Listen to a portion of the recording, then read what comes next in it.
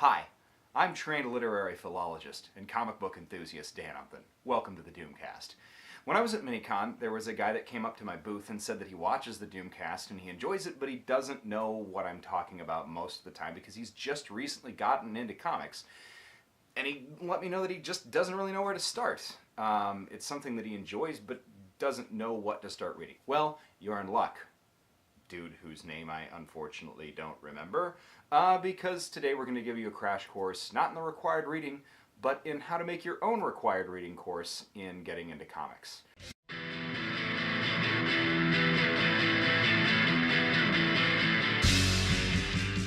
Okay, so the last episode was really satirical, but this is the real deal. Like a lot of people my age, I got into comics in the early 90s, during the boom. Cable, X-Men, Batman, Death of Superman, Wolverine, Spawn, Wildcats, all that stuff. And I followed a lot of Marvel stuff, and then got into DC a lot bigger and badder, just because I was nostalgic for Super Friends, 10 years after it happened.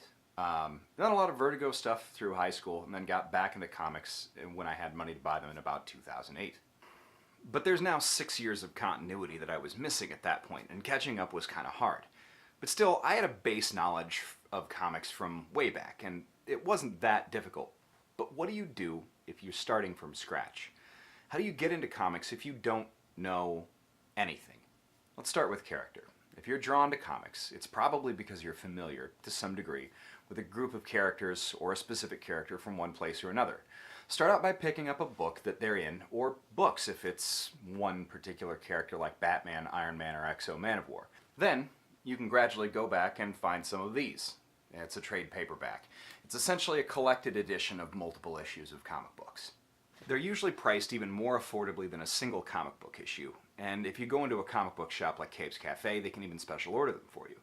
Don't just stop there. You can scour used bookstores and regular bookstores for discount trades, or if you're at a place like Capes, you can find out if they have anything that they can special order for cheap, or if they have anything on sale. It's worth checking out comic book stores first. They're going to have the widest selection, and chances are there's probably going to be some of their back stock that's on sale. If it's not, keep coming back. Check it out, keep your eye on stuff, and pick it up when you have the time and you have the cash. Another really good thing to do is explore. Comic stores like Capes will usually have boxes upon boxes of comics in bins for sale, usually for 50 cents or a quarter, and sometimes I know Kurt and Kyle will put those books on sale. Even so, they're 50 stinking cents. They're open for people to browse, grab back issues to fill up portions that a collector might have missed, or that somebody wants to piece together the rest of an arc or something like that that they've been looking for. For you, this is a great way to find stuff that you didn't know about already. You see a cover you like? It's 50 freaking cents. Pick it up. If there's 4 more issues in the sequence, great, buy them. Then you just bought a whole trade for less than $3. Less than you would spend on the dollar menu to go into a carb coma. Another great point, talk to other geeks. The best thing that you can do with this or any other fandom is talk to other people. And I know if you're a nerd by nature, you're probably a little bit of an antisocial person. Maybe the kid who kind of smells weird or talks too much or not enough or only about dragons or only to stuff that isn't actually there. Well, look, you still gotta actually talk to other people about comics, and there's few better people that you can talk to than the staff of a comic book store or people at a Comic-Con. What should I read? What's your favorite storyline? What's your favorite writer of this character? What's your favorite writer, period? What's your favorite artist? What's the story with the Court of Owls? Who wrote The Death of Superman? What's Harbinger? Who's X-O Man-of-War? What's the Eternal Warrior? What's Unity? Great questions to ask.